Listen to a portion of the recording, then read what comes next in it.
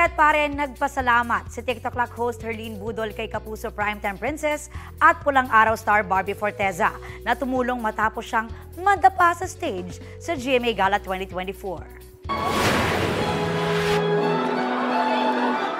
Rumarampa noon sa stage si Herlene suot ang Venus-inspired outfit nang siya ay ma-out of balance at madapa sa stage.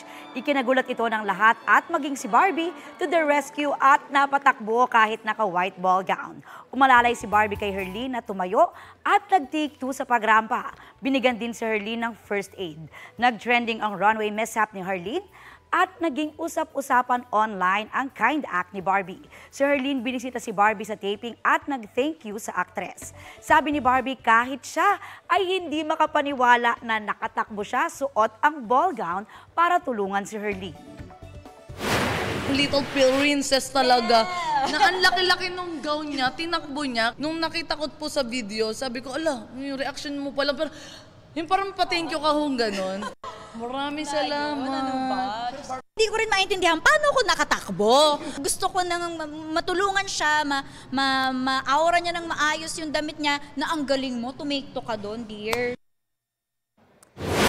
Kapuso, para sa mga maiinit na balita, mag-subscribe sa GMA Integrated News sa YouTube.